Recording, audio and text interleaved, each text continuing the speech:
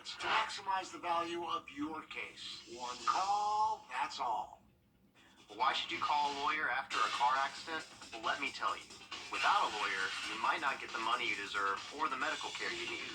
Car crash victims with a lawyer get better access to medical care and over 3 times more money on average than those without one. I don't want to see you settle for less. Call me. I'm Austin Jackson, your guy in Augusta, and I'll shoot you straight. Call Austin Jackson, the Augusta guy. 706-724-7224. Hey, Georgia. Massive. Chief meteorologist Tim Miller. Weather coverage you can count on.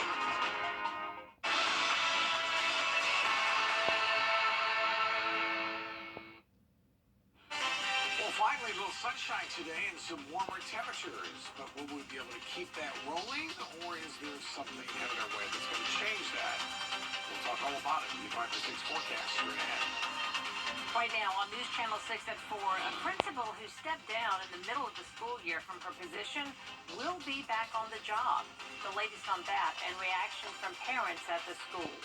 Also ahead, Columbia County school leaders are set to decide on a rezoning plan. Details on what areas would be affected coming up. And South Carolina Senator Tim Scott suspending his campaign for president. Reaction from his home state as your News at 4 starts now. Live from Television Park, this is WJBF News Channel 6 at 4.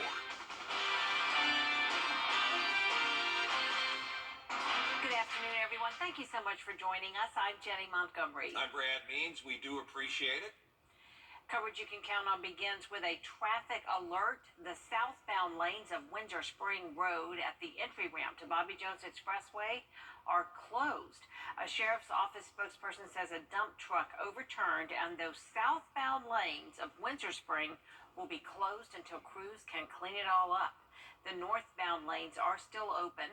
We'll stay on this and let you know when those southbound lanes are open again. Also new at 4, Olive Road shut down near the overpass. Yep, that overpass. Another vehicle hit it this morning, according to the sheriff's, the county's traffic engineering department. CSX crews are on the scene assessing and repairing any damage that may have resulted from that crash. The road is expected to be closed for at least a couple of days.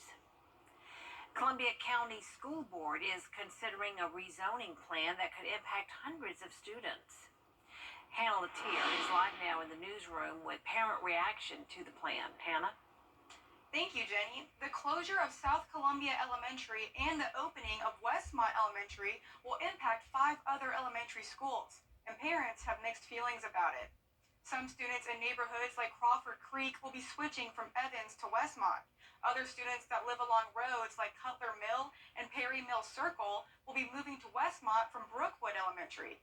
Some parents we spoke to are okay with it, but others feel blindsided. Our initial reaction as parents, like, what? So, but of course, we wanted the best for our kids. Like, we want to understand what will be this arrangement, this new arrangement will be. And we wanted to know, of course, the details. And that's what we do not have right now. At first, I wasn't sure how I felt about it, but I've looked up the Great Schools rating, and they seem to have really good ratings. So now we're just trying to be positive and get excited about it. Plus, it's a brand new school, or it will be a brand new school. So we're excited. We'll vote on the plan after its meeting tomorrow night. Back to you. It's time now for a first check of the forecast.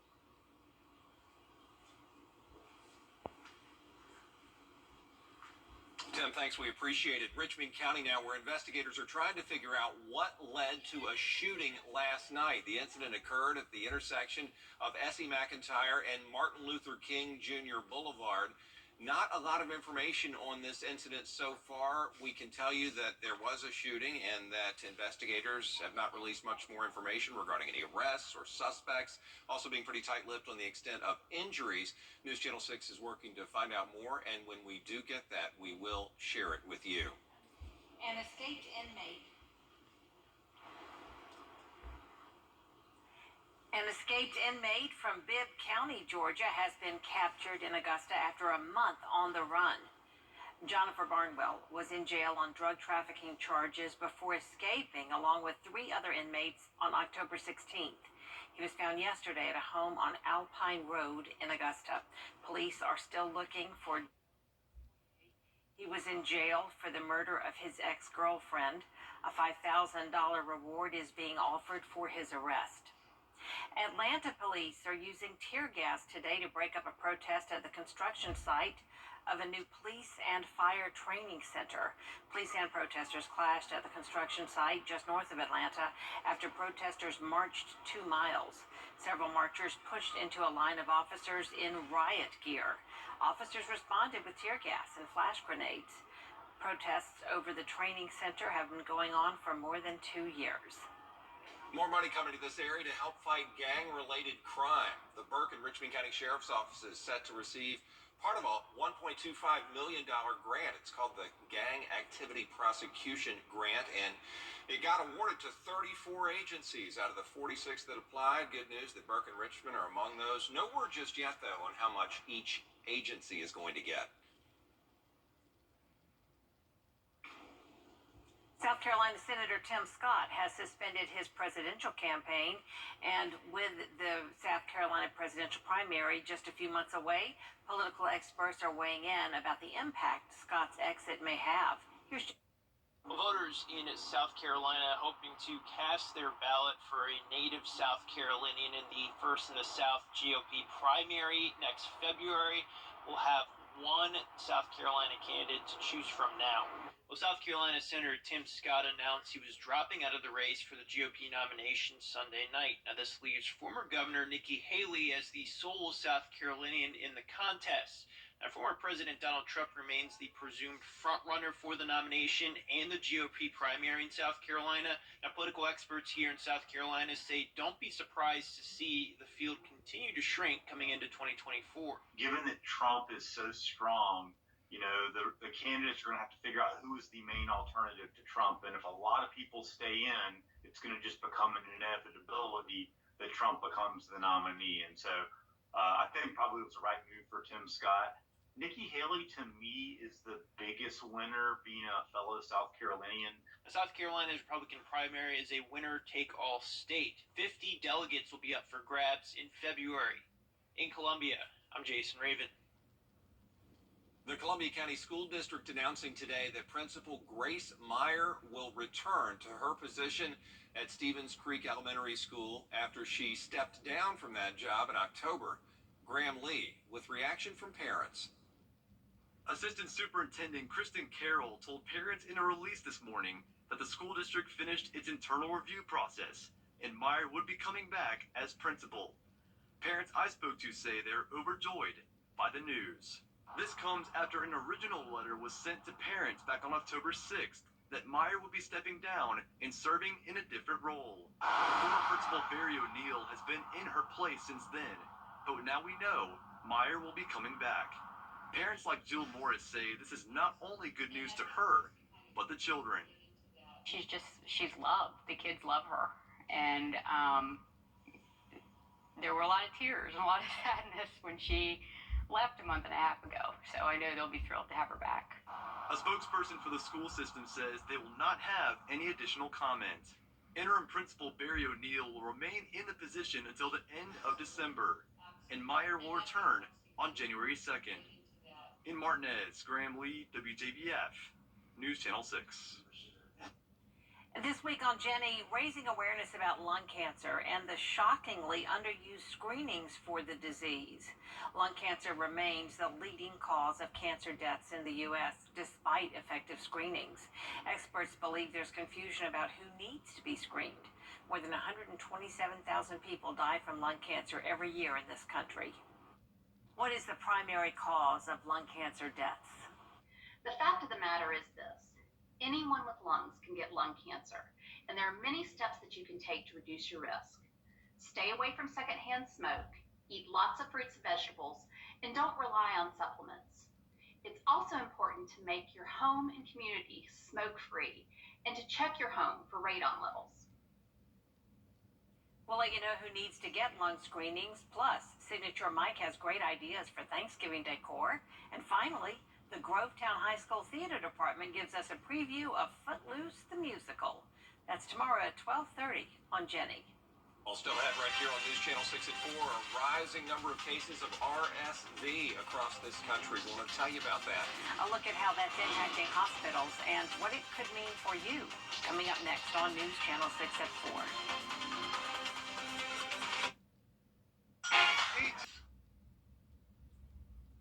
Cases of RSV are on the rise across the country. And pediatric hospitals are near capacity because there's a shortage of the RSV vaccine. Here's Eva Pilgrim. A warning to parents of small children. RSV cases are on the rise and now overwhelming hospitals in some states. In Texas, health officials now sounding the alarm. That's a patient checking in about every 3 minutes. In Fort Worth, Texas, officials at Cook Children's Healthcare System say they treated 240 RSV cases over the last week alone. It was an emotional roller coaster. I didn't know if my baby was going to be okay.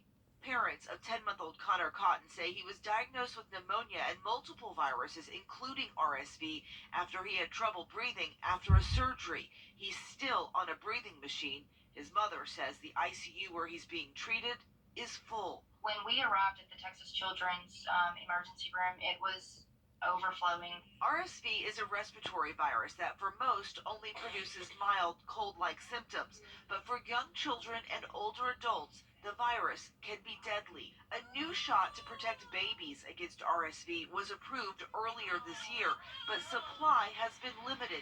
Because of the shortage, last month the CDC advising hospitals and clinics to only give the shot to the most vulnerable. And now pediatric emergency rooms are bracing for what could be another triple-demic season: RSV, flu, and COVID. Unfortunately, all pediatric hospitals are bracing for impact. We are still very early on in the winter season. As far as when these much-needed shots for RSV could be available, a federal health representative says they're trying to get more shots out there, and they do anticipate tens of thousands of doses coming in as early as this week. Some parts of the country are seeing a shortage of Christmas trees. Coming up after the forecast from Tim, we'll look at why it might be a good idea to get that tree a little earlier this year. Stay with us. I'm attorney Jamie. That's now at about 30% for Friday, Thursday, or rather Wednesday, Thursday, and Friday. And temperatures in the low 60s as we just have all that dry air and the rain will remain well to our south, which is not a bad thing. No, not at all. Thank you, Tim. Maybe a little bit tougher to deck those halls this holiday season. A shortage of Christmas trees in some parts of the country could cause problems when it comes to making things merry and bright. Trevor Alt explains. There it is. If it's going to begin to look a lot like Christmas, you're going to need a tree. But some Christmas tree farms that have been holiday fixtures for decades say this season they won't be open. Experts say several factors, including drought and even Canadian wildfires, are all making an impact, causing some shortages. First trailer load of trees would come in. These bins would be full with trees, various sizes, and you can see there are no trees here. On New York's Long Island, Shamrock Christmas Tree Farm owner Joe Shipman says a major shipment of the most popular Fraser Christmas trees was canceled due to the shortage. And now, for the first time in 30 years, they'll have to take this holiday season off. We didn't want to open just partial and have people come in and be disappointed. We thought the right decision was to close the farm this year, let the field get a little bit bigger, give us time to source some trees for next year. But experts say there should still be plenty of options for you and your family. There's nothing more frustrating to a farm or a retail location than they don't have the inventory that they want or need for a season. However, it really is not the story nationwide, and we have really a good supply of trees. Well, fans of a popular Christmas movie got an early present this year. Yeah, they got a chance to meet and take photos with several members of the cast. We'll take you there when News Channel 6 at 4 continues. Travel, there is... I'm Jenny Montgomery. Join me next time for all the inspiration you can handle for your Thanksgiving centerpiece and other fall decorations. Michael Sievert's Bring in the Dried Beans, Flowers, Spray Paint, and Hot Glue Gun, Tuesday at 12:30 on Jenny. What a memorable weekend for hundreds of fans of the holiday classic, A Christmas Story. 11 of the film's original cast members got together in Cleveland over the weekend. Fans had a chance to meet the cast and get autographs. Some wore costumes made famous by the film. You see that there. And many came from long distances. Peter Billingsley, who plays Ralphie in the movie, says it is always a special time when he's back in Cleveland. I always loved coming back to Cleveland. I always refer to Cleveland as kind of a partner in the making of the movie. Yes. Which we were talking about earlier, how so many of the kids came to Higbee's as extras. So many of the people turned out. It was such an awesome experience shooting here. The expo featured a panel with the cast to raise money to create more movie projects in Cleveland. Great to see everybody back together. Such a fun movie. Such a fun movie. So fun every year. There is a lot more coverage you can count on coming up next at 4:30. Including the defense getting to present its case in former President Donald Trump's fraud trial in New York. We've got the latest from the courtroom coming up in just a few minutes.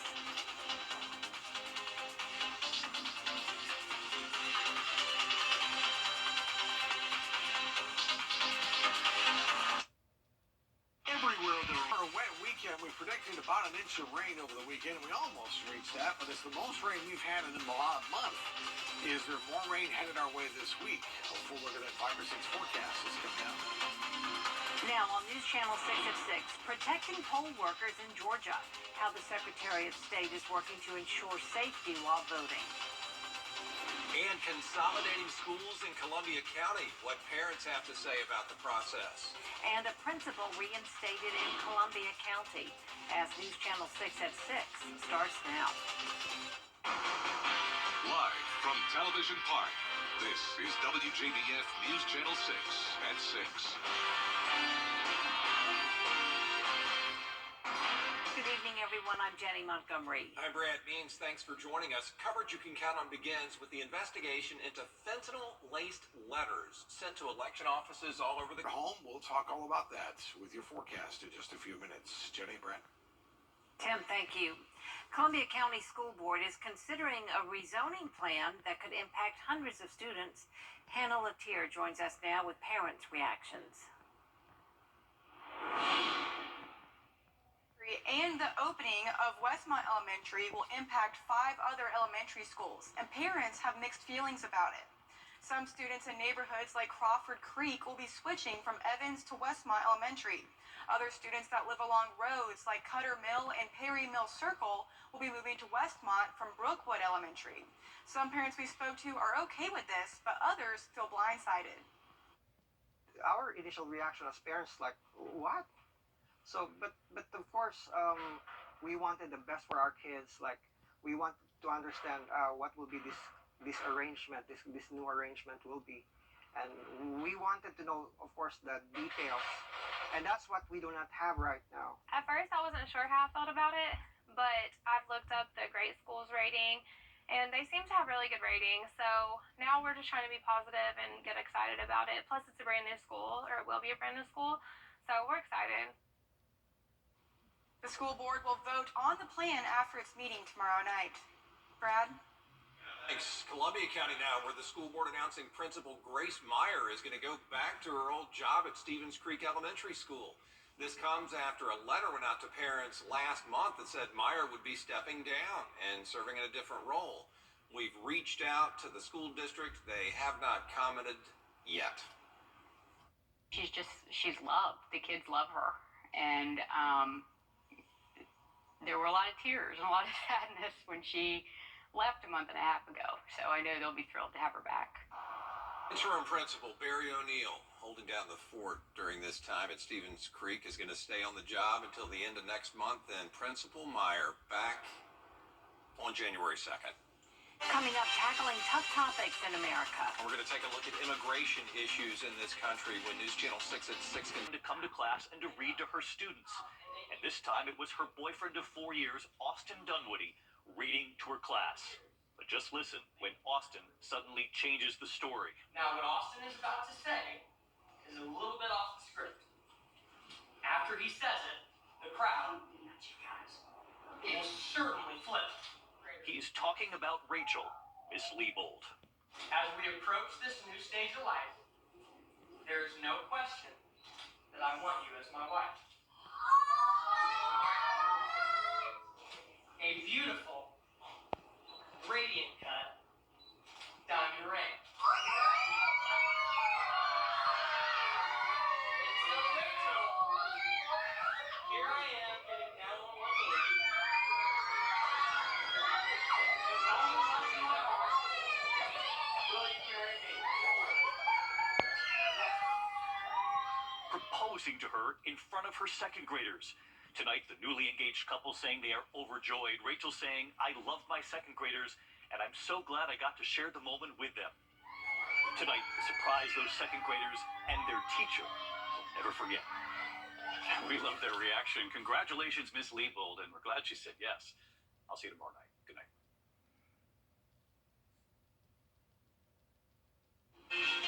Well, this weekend we almost received an inch of rain officially at Busch Field. That's the most rain since October the 12th. Is there more rain headed our way? We're tracking a system in the Gulf of Mexico, which we'll talk about with your 5 or 6 forecast coming up. Right now on News Channel 6 and 7, Columbia County school leaders are set to decide on a rezoning plan. Details on which areas would be affected. Plus, a principal who stepped down in the middle of the year from her position will be back on the job. We'll have parents' reaction. And South Carolina Senator Tim Scott suspends his campaign for president. Reaction from people in his home state. As your News at 7 starts now. Live from Television Park, this is WJBF News Channel 6 at 7. Good evening, everyone. You're watching News Channel 6 at 7. I'm Dee Griffin. Thanks so much for joining us. Coverage you can count on begins with Columbia County School Board considering a rezoning plan that could impact hundreds of students. Here's Hannah Latier with more. That's the first time actually that I heard about this zoning for a new school. So basically, like it's like we were kept in the dark. The school board has had 3 public presentations about the rezoning plan and will have a final one Tuesday night. Still, many parents I spoke to were not aware of it. Our initial reaction as parents, like, what? So, but of course, we wanted the best for our kids. Like, we want to understand what will be this arrangement, this new arrangement will be. And we wanted to know, of course, the details. And that's what we do not have right now. Some students in neighborhoods like Crawford Creek will be switching from Evans to Westmont Elementary. At first, I wasn't sure how I felt about it, but I've looked up the great schools rating, and they seem to have really good ratings. So now we're just trying to be positive and get excited about it. Plus, it's a brand new school, or it will be a brand new school. So we're excited. Other students that live along roads like Cutter Mill and Perry Mill Circle will be moving to Westmont from Brookwood Elementary. It breaks my heart the thought of our first grader being pulled out of there and going somewhere else. This is her 3rd year there. It's all she knows. That was Kathleen Anderson, who didn't know about the rezoning possibility until Monday. We also spoke with Kim Crawford, who has 2 sons at Brookwood. I'm perfectly fine with it. I mean, I realize we live in a heavily populated area, and we're going to be continuously rezoned. So, I'm okay with it. The school board will vote on the plan after its meeting tomorrow night. Well, the Columbia County School District has announced Principal Grace Meyer will return to her position at Stevens Creek Elementary School. This comes after an original letter was sent to parents back on October 6th that said Meyer would be stepping down and serving in a different role. We've reached out to the school district, but they are unable to comment on the process at this time. She's loved. The kids love her. And there were a lot of tears and a lot of sadness when she left a month and a half ago, so I know they'll be thrilled to have her back. Interim Principal Barry O'Neill will remain in the position until the end of December, and Meyer will return on January 2nd. Well, time now for a first look at